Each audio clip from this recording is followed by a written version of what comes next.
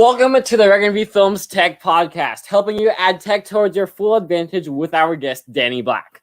Let me go ahead and pull up his graphic because I was pretty much unprepared for this, but we'll just go ahead and pull it up right here.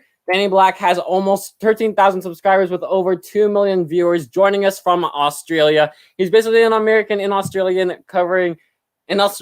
just covering like gigs and all that stuff, and GoPro tech, camera tech, and all of those sort of things. So today we're just going to hang out. We're going to talk about 5K, the K's of video, and let's just bring it in right now.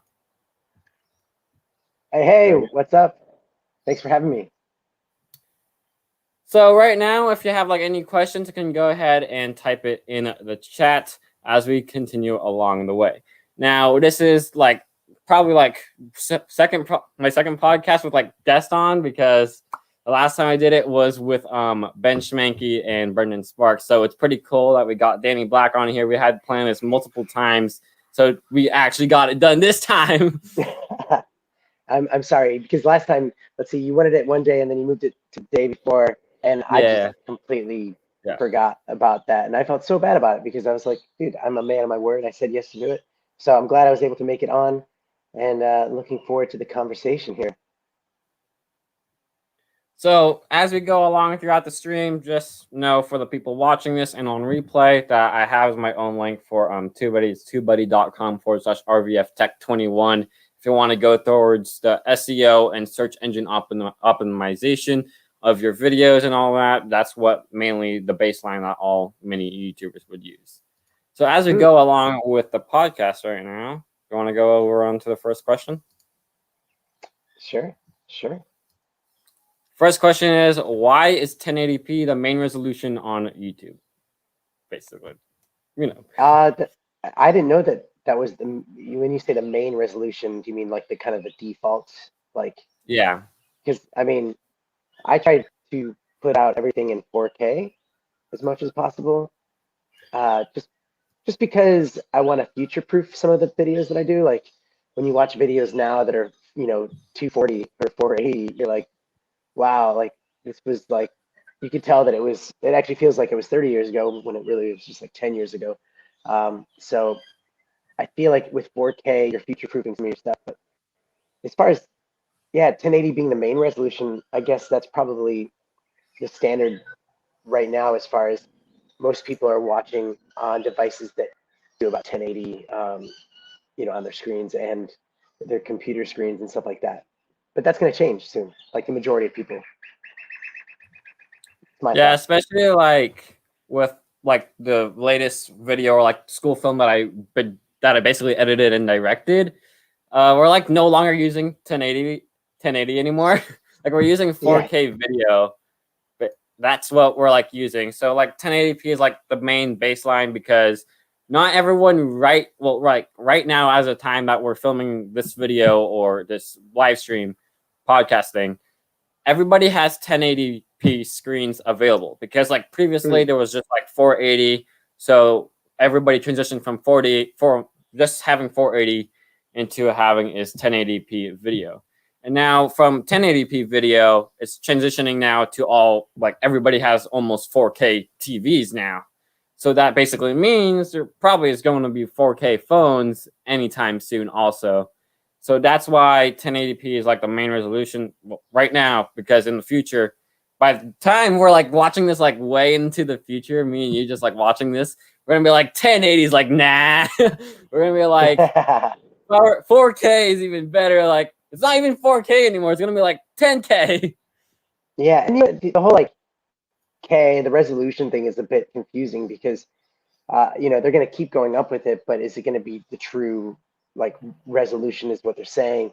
Obviously, they're going to be able to make better quality. And I do notice I have 4K monitors in my office, and I can tell a huge difference between 1080 and 4K.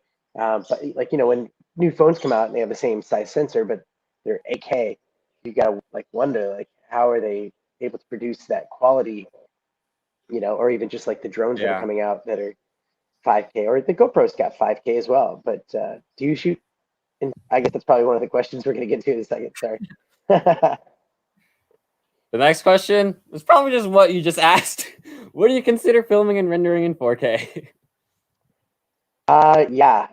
So I actually don't render anything until I'm done.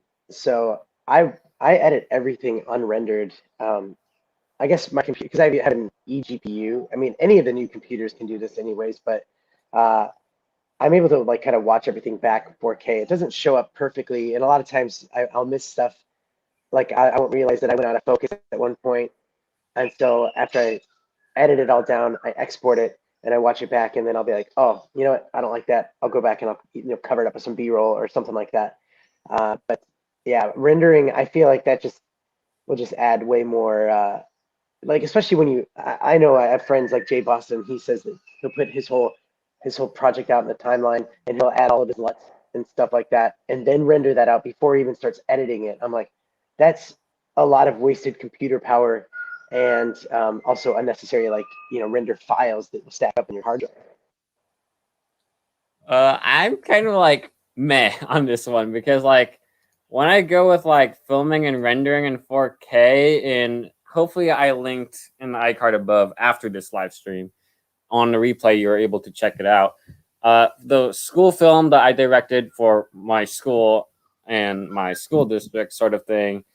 I actually just like edit it, like part of it, like the first half that you see from intro all the way up to like the pandemic part. That's where it was like all rendered in 4K, like 2 or 3 months ago, and then all of like the clips, because there was like an estimate on my editor that says that there was like at least 3 million like hours or video or something like that.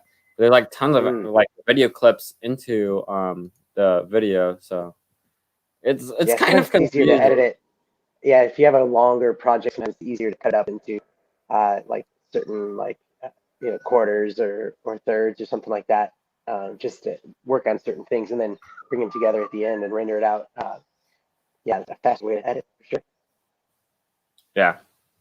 And then the next question that we got up is there a higher dynamic range with higher resolution? It's kind of confusing, but Ah, you get the well, yeah. as far as from what I've always been told, the dynamic range is basically between like the shadows and the brights, and being able to capture them both at the same time, so that if you're filming something in the shadows, your sky wouldn't be all washed out in white. They use the dynamic range to be able to kind of balance that in between and get both things. But with a higher resolution, I could be a little bit wrong on that. I'm not 100% sure, but with Yeah. the higher resolution, I feel like it just captures more detail, and that might, I don't know. I've never actually had those two in the same question before. Like, what are your thoughts on that? I'd love to hear your thoughts on that. To me, I know like I've heard from Ben Schmanke when I talk to him when he has time, and when I usually use my GoPro, because I'm using my GoPro right now.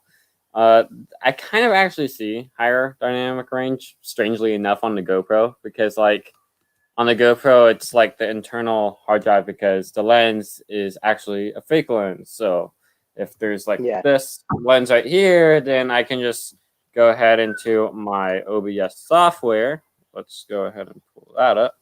And I can just make it a fake lens by even zooming into myself even more. So Oh yeah, yeah. Mm. yeah.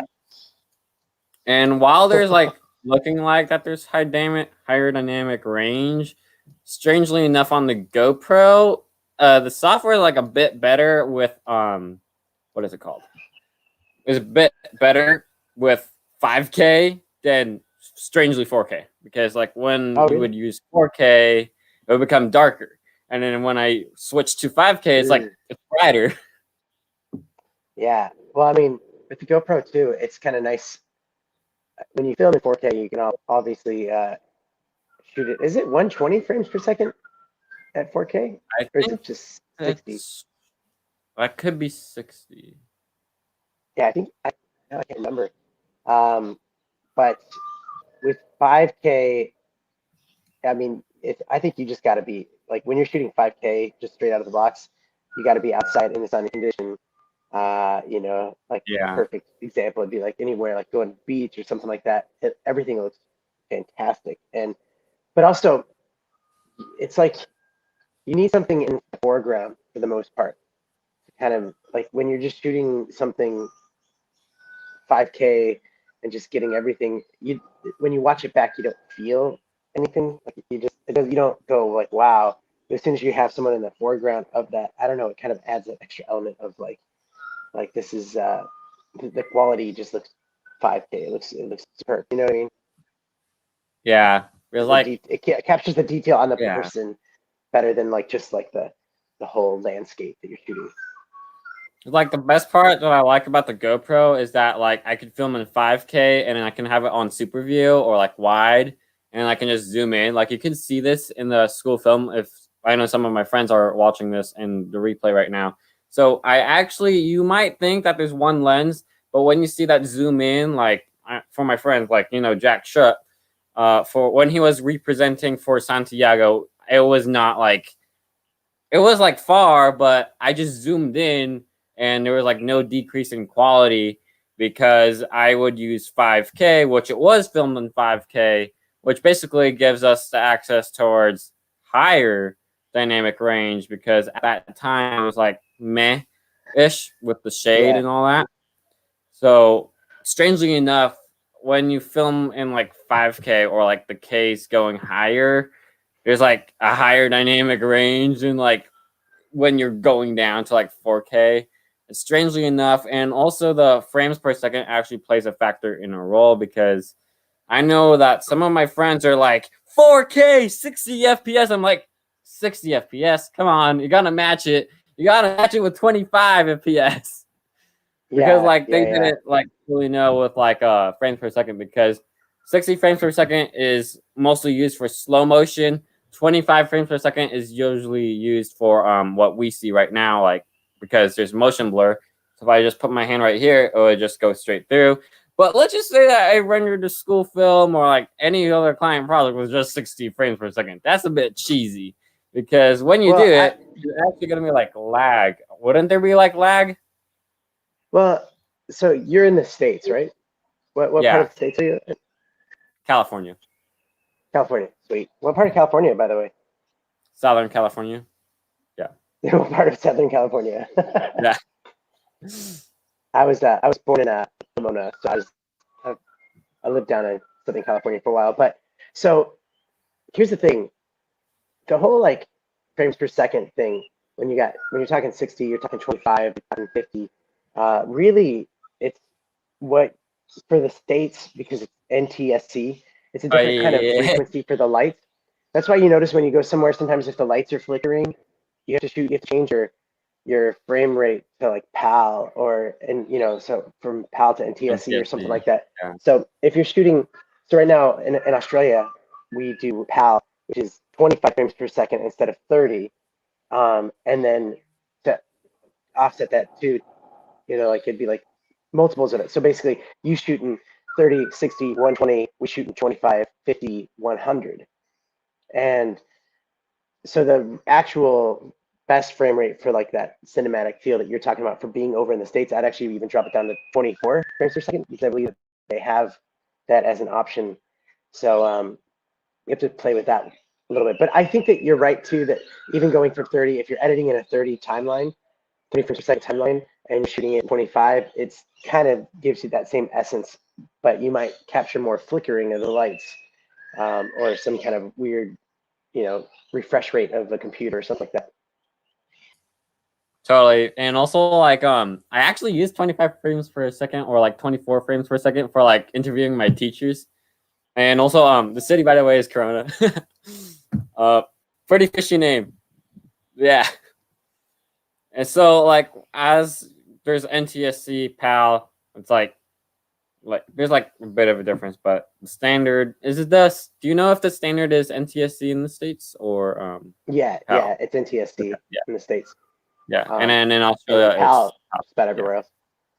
Yeah, because it has to do with like voltage frequency. Like so, I know it sounds a bit like nerdy, I guess, but you guys, your voltage for like your plugs, standard plugs, is like 110, and ours out here would be 240, and that's the same for like Europe and stuff. So I think it has something to do with those frequencies. So that's why That's why they have those different frame rates as far as just offsetting 30 to 25. Does that make sense? Yeah. Confusion between frame rates, but I think we got it done. I think we can understand it. Hopefully. Yeah. There's like tons of frame rates, all that stuff. But just for my friends, if they're gonna get into the filmmaking space, don't just use 60 frames per second like all the way, because Yeah, it's usually used for slow motion. So if you want to get like that yeah, cinematic look that we're talking about, the interview look from the school film or anything like that, go 24 frames per second or like 25 frames per second. It's yeah. a whole lot better with 60, it. 60 Yeah. can be good though. When you don't Yeah. know, like it's good that you can slow it down half and keep the same quality when shooting 60. But if you know that you're not going to be slowing it down, then there's no reason to shoot it 60. But if you're like, maybe there's going to be something I need to slow down, so I'll shoot it in 60 like that. That's okay.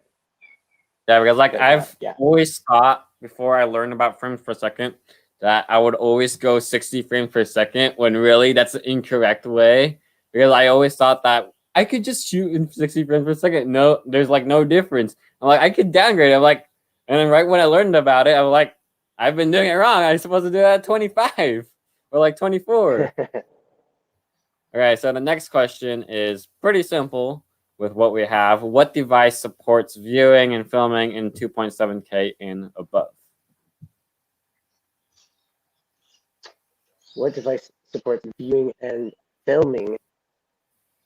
Okay, so there's two separate questions then, like, or do you mean like the viewing and filming at the same time in 2.7K and above? It's like either or, because like you would have to like film in like 2.7K or like whatever resolution that is. And then like right after you have to like view it, so it's like 2.7K above and all that stuff. For like Just the like GoPro even Hero like 9, it's like that you yeah. have to film in like the K of video, and then like it's pretty glitchy on the front screen or like the back screen, Oh, something like it's that. when you're shooting at Yeah. 5K, yeah, the front screen is like total glitched out with that. Yeah, Yeah. it's very weird.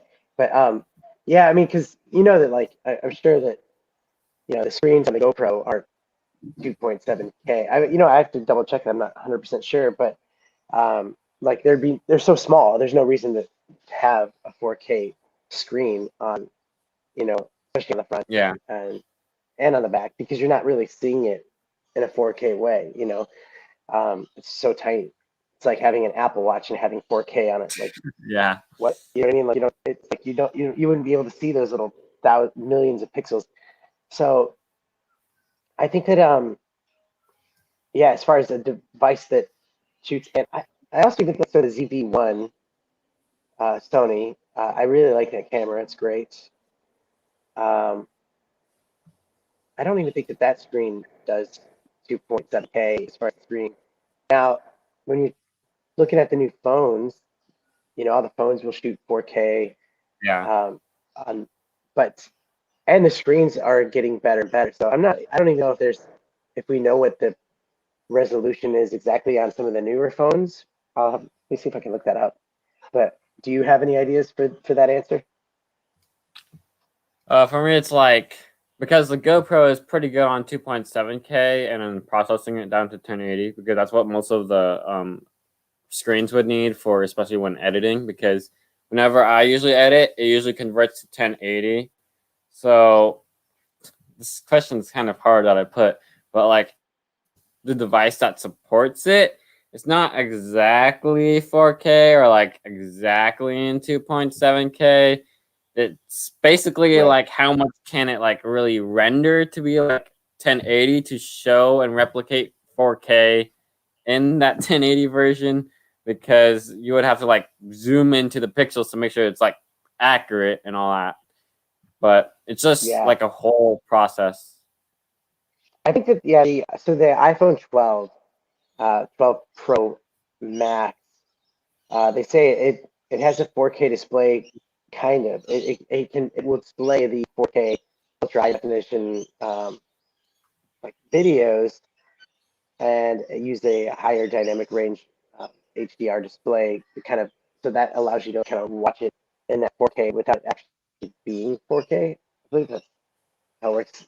I'm gonna move over to some shade here because I'm getting blown out by the sun. Yeah, sure. It's like almost nighttime right here.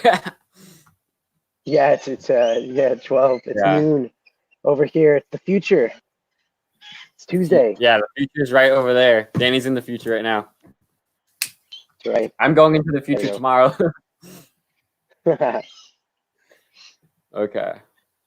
So the next question, I'll go ahead and actually pull up before the trivia because it looks like that there's nobody joining right now on a Clubhouse, which is kind of, but you know, I don't understand Clubhouse. I haven't really. Hey, by the way, I'm going to California. How about that? See, it's their hometown or home state. Yeah, I don't understand Clubhouse. I've never understood the appeal to it. It doesn't really. I don't even understand how it's gonna kind of be a success going forward. I don't know. Yeah, true. Because like with Clubhouse, it's like it's there, but you're supposed to have like a list of friends in order to like do it. Like, it's kind of pain. Or it's like you have to be like already a celebrity to be in Clubhouse, to be successful in Clubhouse. Yeah. You can't just grow a Clubhouse out of nothing. Like nobody's gonna come over there. It's a bit. It's not like YouTube where you have to do like your SEO and all that stuff, and then your own marketing. Yeah. Because like, if you can look here clearly, you just put it in, and then basically that's like most of it. So I agree, but I'm like, there's no people that's gonna join anyways. But with like Clubhouse, it's just like a hangout like app. So it's like Google Hangouts, but it's just with like voice sort of thing. But it's really, really confusing with it. There's like no marketing, no SEO, all that stuff. Okay, so this question, let's just go for H.264 or H.265. I've been hearing this a whole lot from Insta360. Like, I was just editing a video about Insta360, and it's like 264, 265. Well, I still want to get into Insta360. I have yet to do it. Sorry, this is a little bit away from your question, but I had like the one that attached to like the iPhone, like the Nano, where you could have 360 connected on your phone, and that was pretty cool. But the coolest part about that is that you could use it as a 360 live stream, which I couldn't find anywhere else that would do something like that, where people can watch and they can scroll around live, and I thought that was pretty cool. Although the quality was not so hot, but so H.264 or 265, I pick 265. I think that's more compatible with most platforms. I believe so. Let me kind of like having a little search thing so that we can make sure that your viewers get the correct information. What do you prefer? I would go for H.265 because I have like a Wisecam outdoor that renders in H.264. I'm like, if that's really H.264, it looks really blurry because it really does. Yeah, well, they say 265 is the video compression standard. It was designed for the newest generation of high resolution video. So yeah, I would definitely stick with that. 265 HEVC supports resolutions up to 8K. Wow. 8K. Imagine instead of like H.265, 264, 265, and every like 2 years later there's like 266, 267, 268, and it continues along the way. That could possibly happen. I'll tell you, how old are you, Regan? Hold on, you broke up a bit. Oh, how old are you? 14, like about to start freshman 14? year. Yeah. No, I think it's fun. I think that we're all collectively. I mean, even if you're born, in 2006. Wait, I'm trying to do math. We're 2007. 2007. Yeah. Or if you're born in the 80s, I think that we're in a really exciting time to see technology progress, and it's a bit confusing because it's going such an exponential growth where it's not like it was kind of coming out. Okay, CDs were here or tapes were here for a while, like 10 years, and then CDs for a bunch of years, and then we went to like iTunes. and then it's just not. But everything's kind of like going quicker and quicker and faster, which is exciting and terrifying at the same time because you wonder how far can it go, because it's hard to imagine. You know, you weren't around, when it was tapes to CDs, or I remember having a CD going. I remember This is holding amazing that tape. it's amazing that you could put the music on a Yeah. CD, and it's like, how can it get better than that? You know what I mean? Like, you back then, you just Yeah. could not imagine. And then if somebody was to tell you, I had an uncle that worked for Intel, and this was in the early 2000s, and he was like, they're gonna have it. They're gonna have it so that you can rent videos on something the size of a lipstick. And we're all like, what? No way. No way. Yeah. That's impossible. What? No. How are they gonna? And then obviously that came and went. Like, it's like not even on. They don't even get the USB stick anymore. Yeah, I remember like holding, like, because my parents were like born around like the time where tapes were still available. I remember just holding tapes when I was so curious, and I accidentally like wanted to open it up, and I'm like, oh, it's a tape. And I'm like, is this Yeah. tape used for like sticking on windows and stuff? And I'm like, no. And then my parents showed me how to actually view it and how to actually like see it. And then like the next thing right after was like those like huge music discs, which is pretty cool, which is still replicated in Minecraft. But as it continues along the way, then there's like these CDs. I remember just giving my teacher, or like my I think it was in second grade. I was in second grade at that time. And I was like, here's a CD, and with like a whole week was just like nonstop. Here's a CD with like a PowerPoint about curious facts all the time. And then I just gave my teacher way too many CDs. And she's like, okay, good enough. And I'm like, okay. And then the next school year, right after, when I was in third or fourth grade, then I basically, because I had a project again about facts and stuff, I got like a USB hard drive. I got it. I just plug it in, and I'm like, this is pretty neat, because then I don't have to get like a CD and then put on the file, give it to the teacher, do it all over again. Because for the USB, I just like plug it in, save it, and all that stuff. But then right after USBs were like made, like 1 or 2 years later, then it was like, hello, welcome to Dropbox. And I'm like, okay, we're gonna use Dropbox now. And I'm like, I'm gonna use it. And I'm like, the free storage is gone already.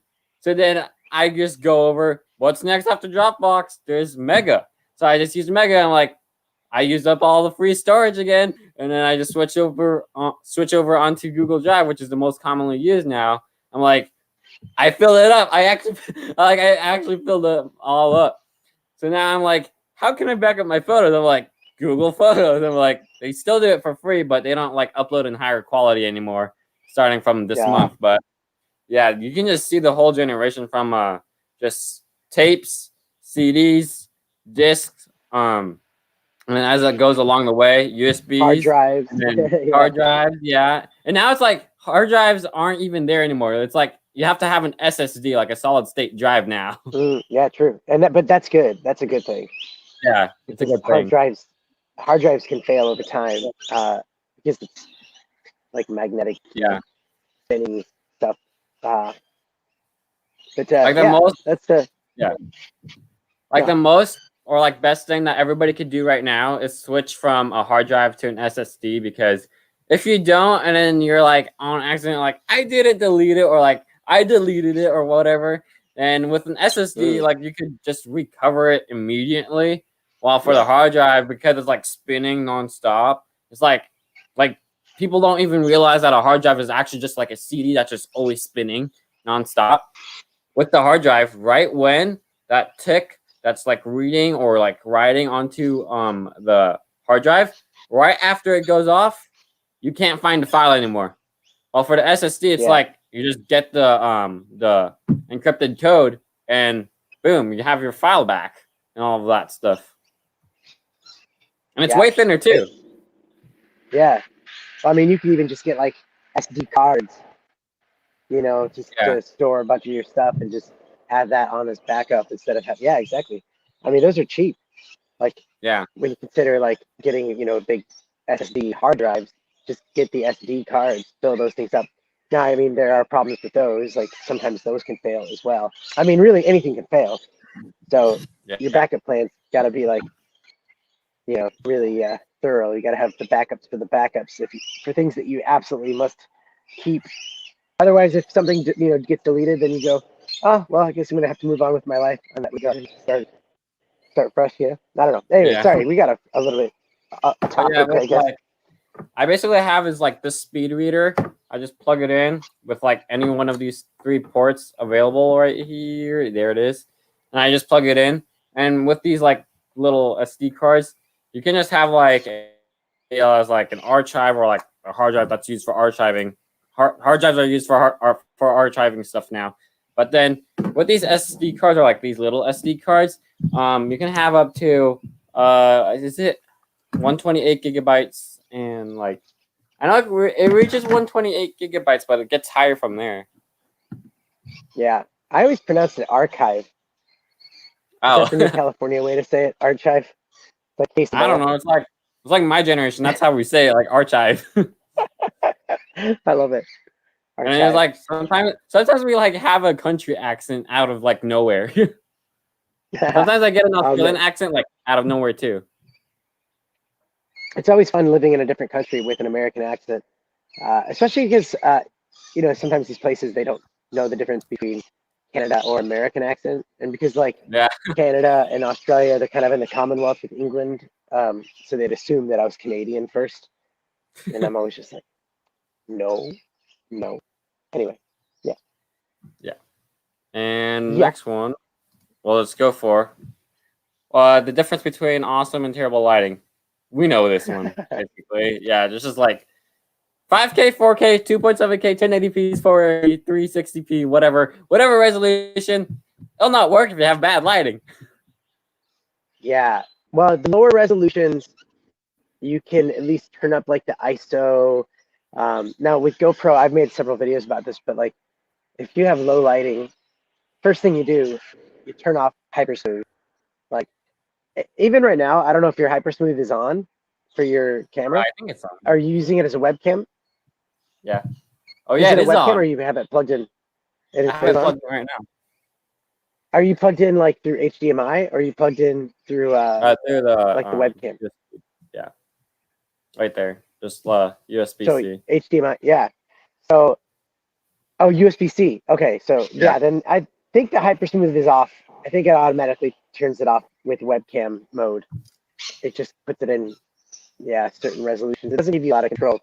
But with the lower resolutions, in video mode, you can turn up like the ISO, turn off hypersmooth, turn up the ISO and like the shutter speeds, and you can actually get decent views. I was in Hawaii and swimming with the manta rays, and it was like midnight when you do it, so it's like dark. They have just certain little lights shining down, and I was like, okay, man, GoPro is not good at low lighting. So I just like tried to change a bunch of stuff. And I was like, hopefully this works. And the quality was amazing. The first thing is turn off hypersmooth. And then you have to set, you don't want ISO on auto. You want to have it set like low so that it's not like constantly changing. And then that makes it, distorted and stuff like that. So, but the higher the K, the higher the quality or resolution. Yeah, you need to pump those lights in depending on the sensor size, I guess. A lot of factors in there. Let's go ahead with this question. Oh, I think the last question before trivia. So, how long is the video rendering process with the video editing software or is the YouTube thing?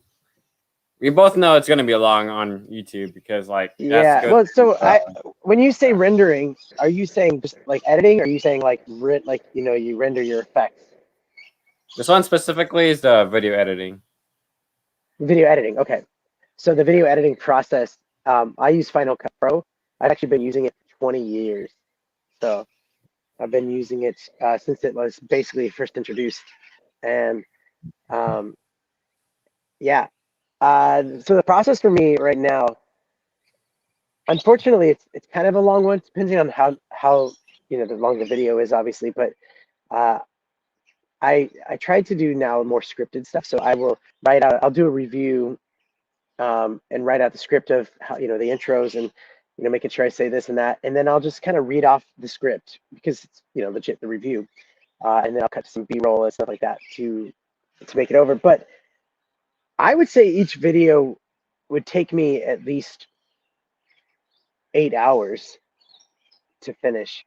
And that's from from the writing, recording, editing, and even the whole upload process to YouTube, as far as creating the thumbnail, coming up with the right title. Then you got to share it out to certain things. Like it's a man.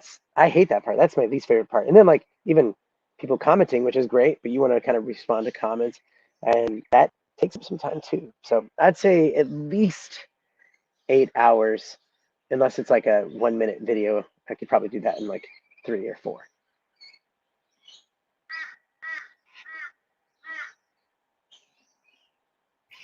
I think that especially with like my video process. Okay.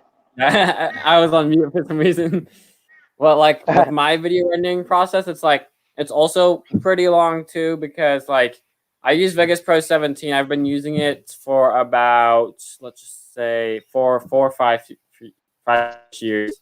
So as I'm like getting into 4K stuff now with the rendering process, like it's long, but because of like my specific processing software, like it's just Intel.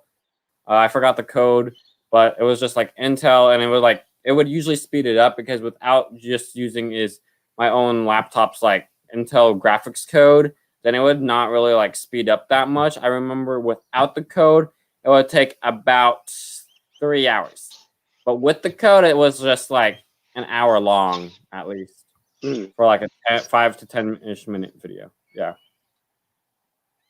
Yeah, I wish it didn't. I'm annoyingly kind of a perfectionist, and this is kind of a bad thing to be on YouTube. You almost don't want your videos too polished on YouTube, but it's just hard for me to like go through and see like a bad edit, or something I need to cover up, or something I need to fix, and not do it. Like even if there's something where I'm talking and I go to the next thing, and I don't like how I said this phrase, so I'm going to cut it and blend it in with the next phrase. I'll actually change the speed of how I end it to make it sound more natural. Like I do all the stupid stuff, and then I'll watch like Sarah Dietschy, who's got like hundreds of thousands of subscribers, or maybe even more, and her cuts are so rough, and it drives me crazy as an editor, like a perfectionist editor. Yeah. But it doesn't matter. She's getting the views, and most of the people watching probably don't even notice, don't even care. So that's I wish I could turn it off. I'm trying to find ways to do that. Even with the whole 30-second Thursday concept I brought to my channel, I was trying to be, okay, listen, this is more like freestyle, but I'm still editing those pretty thoroughly too. Yeah. So it's tough. Me is like almost pretty similar, because like whenever I see my school district or like anybody around like SoCal or like around my region, when I usually see them just doing hard cuts at the wrong time, I go crazy about it also. I'm like, why are there these hard cuts when it's not needed? And I'm like, why is it there? But like whenever I do, But like whenever I do it, like it's always like a transition. Like you have to go with the flow. It's like those edit pacing that you gotta keep up with, because if we go like, let's just say we're going on a drone shot, and then we just do like a hard cut right at like an intersection, then the next hard cut will not make sense when it goes over onto the freeway shot. Yeah. It's the struggle, but see, that's also the part of just constantly creating, is you learn that stuff. I mean, I look back at some of my videos when I was flying drones, and I would speed ramp it up, and it's like you see the ocean in the waves, and all of a sudden it's like, oh, the waves are moving faster. Oh, they're moving faster. Oh, they're moving faster. And then you're finally out. And then I was like, man, it was because I wanted to share that whole thing, but it wanted to make it quicker. But it looked so dumb that I was like, I started just go back a little bit, and then I just take a chunk of it and put it down to like 10 frames. So it's like, just, you don't even see that part of it, like, except just the motion of it. And then it's out far. And that creates so much more of an impact. But anyways, that's just the stuff that you learn as you go, and you look back on it, and you're like, I remember thinking I'm the coolest drone pilot, flying it all around Australia. And then I look back at that footage, and I'm like, oh man, you're terrible. That was also editing on like a MacBook Air, and you couldn't really see your 4K files. Like it would be really choppy, so you had to kind of trust it was good. Yeah, especially when I did it, you should I don't know if I had checked yet, but you should check the school film that I worked on. Like it should be on my channel right now. But that school film, I did those like little speed ramps too. I was like, if there's one speed ramp for this high school, why did I forget to like add it onto the rest? Which is what actually happened like 2 or 3 weeks ago. So then like on the current official version, you could see that there's a speedy ramp for all of the high schools. Mainly because some of the campuses are actually really huge, so I actually had to actually do the speed ramps, but it looked pretty cool. Right when I first did a speed ramp, I was like, I've never done a speed ramp before, so then I'm like, let's just do a speed ramp. Ah, I'm looking at Yeah. your. So this is from 3 days ago. Yeah. This is the video you're talking about. Yeah. So it's is it? Yeah, so it's kind of showing what you guys did throughout the year. Yeah. So that part where I had the speed ramps are right when I it's like the high school mashup or like HS mashup, which is shown in the timestamp. What's it? Was it?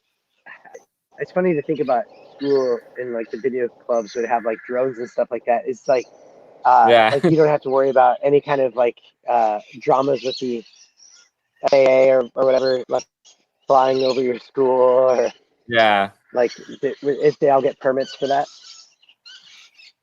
For like FAA stuff, for me, I actually had to declare. So like when you see on the very bottom right, when it shows another logo, that's basically whoever shot the drone footage. And then at the very end, you can also see that there's like a name that I had to put just to put and declare. But so it was not you that flew the drone.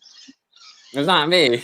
But when I'm in high school, I'm like able to, but like around the intermediate and elementary schools, I can't really fly. So I usually have Google Earth or a person. I was like I'm like just emailing them like 3 times at least. I'm like, can you get drone shots about this? Can you get drone shots around this, please?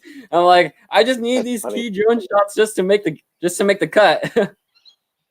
Yeah. Yeah.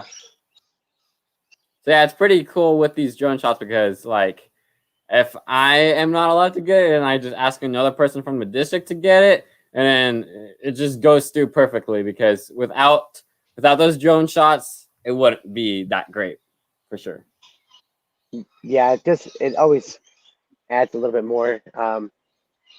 It like just kind of makes you feel like you just kind of have the, I don't know, it makes it more open. It makes you kind of see it from a bigger perspective, which is cool. Yeah, drones are awesome. I hate that they've been so heavily regulated. I think that it was an amazing tool. I think that one of the big downfalls was making them cheaper. And then like all the, like Ross's and stuff like Marshalls, like they would actually sell drones that were like crap, like for like $30. And then people would crash those. And so people would associate those with DJI. And then DJI coming from the Phantom 4 was so expensive. It was like 3,500 US dollars or something like that when it first came out. And that was, I love cheaper tech for sure, but the fact that it was so expensive and that not everybody was buying it and not everybody was flying it to annoy people or to crash it, so for them to create all these regulations. So yeah, I think that making them cheaper was kind of a bad idea. Yeah, true. Like when they make it cheaper, yeah, it's basically a bad idea because then you get to see these like full clips on YouTube that's just being sent out. Like if there's like tons of drone crashes around your specific area and you know for sure, and then they uploaded it to YouTube without knowing or thinking, then you would just see drone crash in your specific location, drone crash at this location, drone crash at this part. Like, and then we're like, as actual like drone pilots, because I know I go through the FAA process too, and all the other filmmakers, like when we go through, we're like, come on, just stop showing those drone crashes, or else there's gonna be more regulations, and then we can't just fly it anymore. Yeah. I know that there's like some people around Southern California, like whenever I fly a drone, they're like, I want a drone too. I'm like, Well, if you really want to fly a drone, you have to go through all the safety stuff. If you don't, you get regulated. Yeah. Yeah. I liked it better when there was no regulations, like because they were Yeah. so new to them, and it was so new too that people would come over and watch you fly it. And they would actually be your best friend. They'd be like, "What? That is so cool! I want to buy one of those things." Like they were so impressed by it. But now Yeah. it's like you feel like if you're flying in public, people are gonna come up to you and be like, "You can't do that." Exactly. Sounds just Yeah. like that too. All right, so let's go ahead and go for the trivia round since we got time All around right. 46 minutes. What is the best outdoor activity you had done so far? Which you're outdoors right now, and I just went outdoors like many hours ago too. Just like, you know. The best outdoor activity that I have done so far, man, I have done so many things. I would scariest would be jumping off of a bridge, doing the bungee jump. That was definitely the scariest experience I've ever had. But I like to hike as far as like hike up to a point where you have this beautiful like outlook. So that would Yeah. probably be my favorite outdoor activity. My best outdoor activity would mostly be like anything with like action or something like that. Mostly like if I have like neighbors or like many people like around SoCal and the beaches. If you go surfing, basically anybody who you go like right next to for your limbo line or your zone 3 line, basically those are like just your considered friends because you're just like doing surfing, and it's pretty cool how like they all group together like as if they're actual friends.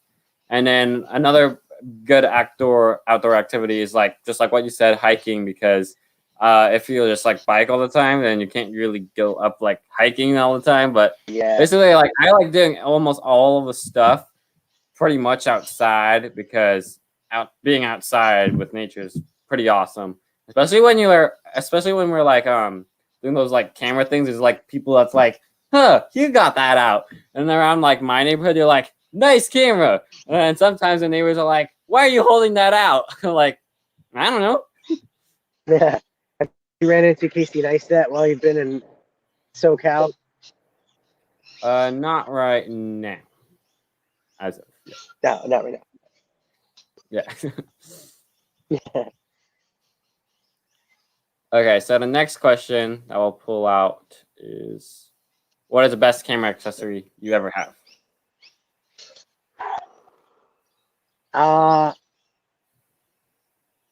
The best camera accessory would be a microphone, but that's not the coolest one. The best. Okay, I love this I have a little dolly. It's motorized. You can get it on Amazon for pretty cheap, actually. You put your camera on it, and then it's remote control, so you get these like kind of like slow pan. Like you can kind of angle it, so you get these really cool shots for products and stuff like that. That's probably my favorite. I also have a remote control car that I was supposed to get the Insta360 Go 2 sent to me from them. It hasn't happened yet, but they told me they're going to send it when they got stock. But I bought this remote control car that I want to put on to get some awesome shots down low. So that's in the works. There we go. That's it. What Yeah, about for you? like my best camera accessory, I would say for like right now, it's probably just a GoPro right here with the USB-C because if I'll just turn this around right here. I got my camera right around there, and I can't connect it because all the USBs right now are just like packed. And the other thing is the audio, because if you see the original live stream that I did with Ben Schminky and all that, I kept on cutting out, while for this one there's like crispy audio with the TRRS to TRS adapter right now. Nice. Yeah. You got it. You got the TRRS thing down. Yeah. And then the next one right here, and last question, what is what is your weirdest YouTube creator moment? Ooh. Well, you tell me yours first. So I can think about mine. I would say mine was pretty weird when I was managing and directing my elementary school film, because right when I had to reveal to the entire school that I was the one directing and that it's going to be on my channel, it was pretty awkward because then people are like, you have a channel? You never told me about that. I'm like, well, now you know. And then I was like, yeah, we just have that. And then right now, when I actually had to announce it towards my intermediate school or middle junior high school, something like that, when I had to announce it to my entire school again because I was directing it for that school and stuff like that, then they're like, oh, really? And they're like quiet for like that week. And right when it was back up again, and they're like, oh, it's cool. And they're like, yeah. So then I'm like, yeah, it is there. And then the next weirdest part of school and just like is that right after, which I'm still waiting for my teachers to respond, that they're like now requesting me to film stuff because around the campus because they ordered or like had many years ago to make like a video for their specific subject or elective for incoming sixth graders or something like that, however the school system goes. And they said that they never got the video done. So I'm like, why had you never got the video done? And I'm like, okay, we'll get it done now. We're like 1, 2, 3, 4, like almost 4 orders now, but I'm still waiting for the email to go through. But yeah, it's been pretty weird how I just release it and then now it's just like, let's do one for this elective, this elective, this elective. Like, I'm like, sure, but like they had to wait so many years just to get it done. Like, come on, like whoever's supposed to originally film it, like, why aren't they doing their job? Yeah, Yeah. exactly. So my weirdest, so I think the weirdest moments for me would be like, I became like so into the YouTube scene. I would be friends with so many YouTubers that, from all around the world. Like I'm doing a podcast with my YouTube friend that lives in England. We do it weekly, and I've never met him in person, right? So a lot of Yeah. YouTubers that like I'd actually consider them some of like my bestest friends, and meeting them for the first time in real life, that's the weirdest moment because you know everything about them. Like it's weird to have that kind of relationship where you watch their vlogs, you watch their videos, you know their whole life, and then you see them in real life, and you're like, it takes it from 2D and makes it 3D. It brings you into Yeah. that real life and it's a weird thing for your brain. You're like, oh, I'm so used to seeing this person, hearing their voice talk on a screen, and now here they are in real life. It's a very weird moment as a YouTuber. I'll actually add onto this, which is kind of off topic, but before, like from March 2020, when the pandemic started, and all the way until now, like right around March 2021, when I got back to school with my friends, just hearing my teacher from just like being on Zoom or like watching a YouTube video, let's just Yeah, put it true. like Yeah. as that. Like right when we went back in person, like when I heard my teacher, I'm like, does that really sound like them? Because like there's like the muffles and all that with the computer microphones and what's like available. Yeah, that's so weird Yeah. what you guys have to go through in this generation of kids having to do this whole Zoom thing for a year. Like, uh, that's it. I would have given anything to have that growing up because that would have been the coolest. Oh, I get to stay home and do school from home. Heck yeah! Yeah. Like that would have been awesome. But I'm sure that there's obviously a big drawback to it that you don't see until probably into it, where you miss your friends. You miss that real life human connection. So yeah.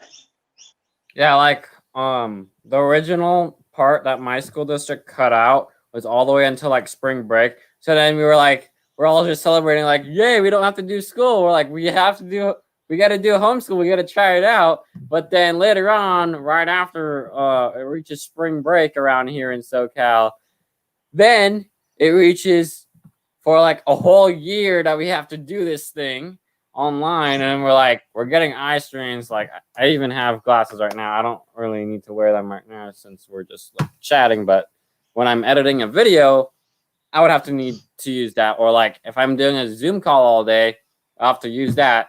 Basically Yeah, because it almost helps with that everybody eye strain. now, Yeah, basically like almost everybody now, they have like blue light glasses, prescription glasses, like almost everybody. Like nobody used to have that, Wow. but everybody does now. Interesting. Yeah. Interesting. Like if you just go up towards like a neighbor or like a friend, and like if they don't have like glasses for that specific type, it's pretty rare now, because every time you go up to like a person like, oh, did you get your blue light glasses or whatever? And then they're usually like, oh yeah, we actually do. And then like basically almost everybody has these glasses now, because we've been inside for a whole year. And it's been, Wow. I got like about 2-3 strains from doing online school, which is, yeah, pretty observed. Yeah. Crazy. But yeah, so I think that's most of the stream. We got 1 hour right here. But yeah, SEO and all that stuff, tubebuddy.com/RVFTech21. And I've also released as a video course on ReaganVFilms.thinkific.com, where it's basically just going into the basics or like what is available. I don't know what the price about it right now. It's at $27 USD, but it could change because I don't really know about it. But yeah, it's just like my first video course just got released, ReaganVFilms.thinkific.com, where just Cool, man. we go like GoPro with video. Is basically the course. I think you just keep doing what you're doing, and yeah, I think your YouTube channel is gonna keep growing. You just need to you have to just, unfortunately these days you have to start out creating clickable stuff and evergreen stuff. So anything that you make it so that it's gonna get people, it's gonna somehow show up on the recommended page, and that's how your channel grows. But you have a cool personality. The fact that you're young is awesome, but you have all this intelligence with it. You definitely bring that to the table. Let people know how young you are. And be like, yeah, I'm this young guy and I'm doing this. And people are like, this guy's cool. I'll subscribe. I remember just like filming weddings, and then I was like into like a Facebook group just to like get feedback. And then right when I was doing my last wedding before the pandemic, people are like, "What's your age?" I'm like, much lower than you think. And they're like, "You're gonna be rich soon." Like, I don't know about that, but okay. Hey, listen, wear your age. Wear your age is a badge of honor. Don't think that people are gonna look out on that. People will look up on that. They'll think, wow, that's really cool. I think you should flaunt that more, that you're a younger person doing this. I think it'll be nicer for people to hear. I mean, listen, it's a big feedback because I was gonna be tough. That's the internet can be a very cool place, and the best you could do is anytime you get negative feedback too, you just think of that person as like some person that wished that they were trying to do it, but that were too lazy, so they just were getting mad about it. And that's kind of how I let any bad feedback on my channel go. Usually, you'll probably get 99% great stuff, 1% bad, if that, maybe even less. And never focus on the bad. That's what, then they win. The trolls will win. That's what I was saying. Especially for me, like whenever I see a bad comment, I'm like, oh, look at this person, like they're not doing their job, they're just wasting their time. Like, hello there. That's like my comment back. Yeah. Hello there. Sometimes, my favorite comment back to negative comments is, hey, do you have a link to the video where you did it better than me? You know, like obviously they don't. So you just then they realize, oh, yeah, good point. Or if it's really obnoxious, I just ban them from my channel. I go, I don't need your negativity in my life. Bye. I hide them from my channel. That's the best feature. They don't know that they're being hidden. About being a creator is that if there's like a bad comment, you can do whatever you want with it. Yeah, exactly. Yeah, that's like the best part. Sometimes it's nice to turn people, but yeah. I also think sometimes when you get a video that gets a lot of views, you forget it. Like, what, some people are just making a comment, not necessarily to you, but to the overall people that, like, they're trying to make a funny comment, thinking I'm going to get a bunch of laughs. They don't realize that the creator is actually reading the comments going, oh, that's kind of not nice. Yeah. But yeah, so we're going to actually cut off. We're going to talk behind the scenes and all that stuff. But this is what we got on today. Should you film in 5K and what's the real purpose? This video covered it all. Now it is 1 hour, so I'm going to actually cut it off. You should film all that stuff. Yes, film in 5K, yes. Yeah. You should film in 5K. You heard it. Me and him you should really film in 5K, because if you don't, then in the future you can't crop it into your video and go like, ooh, it's right there. Because with like 1080 or 360, you're like, I'll zoom in and like so blurry, so pixelated. Well, for like 5K or like 2.7K and above, like I zoom in and like I see it's like those telescopes that you see in the Pirates of the Caribbean or whatever. Yes. Yeah. You there we go. Covered it right there in one sentence. 1 hour summed up in one sentence. Yeah. See you guys on the next video. This is Danny Black. I'll link his channel in the description down below if you want to go ahead and check him out right there. I'm Reagan from ReaganVFilms Tech. Talking mahalo. We'll see you on the next adventure.